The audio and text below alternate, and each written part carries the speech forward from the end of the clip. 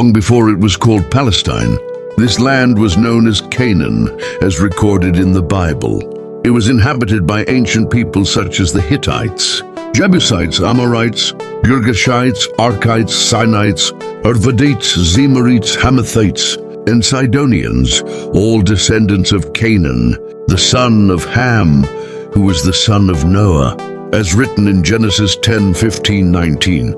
God later called Abraham and made a covenant with him, promising that this land, the land of Canaan, would be given to his descendants as an everlasting inheritance.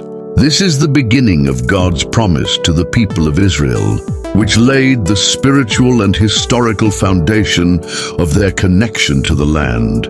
Centuries later, the descendants of Abraham, the Israelites, were enslaved in Egypt for hundreds of years. God raised up Moses to lead them out of bondage in a miraculous exodus. After Moses, leadership passed to Joshua and Caleb, who led the Israelites across the Jordan River and into the land of Canaan. They defeated 31 Canaanite kings, establishing a foothold in the Promised Land. From that point forward, the Israelites settled in the land. They were later united under their first kings, Saul, David, and Solomon. King Solomon built the first temple in Jerusalem, a sacred site that remains central to Jewish identity. Today, the Western Wall is a surviving remnant of that temple complex, testifying to the historical presence of Israel in Jerusalem. However, the history of Israel is not only one of triumph.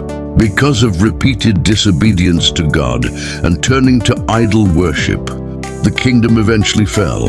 Jerusalem was destroyed, the first temple was burned, and the people were exiled, first to Babylon in 586 BCE, and later to many parts of the world.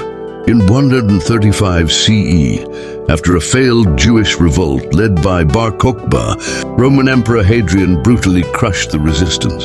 He not only destroyed what was left of Jerusalem, but also renamed the province from Judea to Syria Palestine, in an effort to erase Jewish identity and history from the land. Hadrian also banned Jews, whether Christian or non-Christian, from entering Jerusalem, triggering a widespread Jewish diaspora across the world. Centuries later, in 638 CE, the land was conquered by Muslim forces under Caliph Umar ibn al-Khattab. This marked the beginning of Arab presence in the region, which had not existed before the 7th century.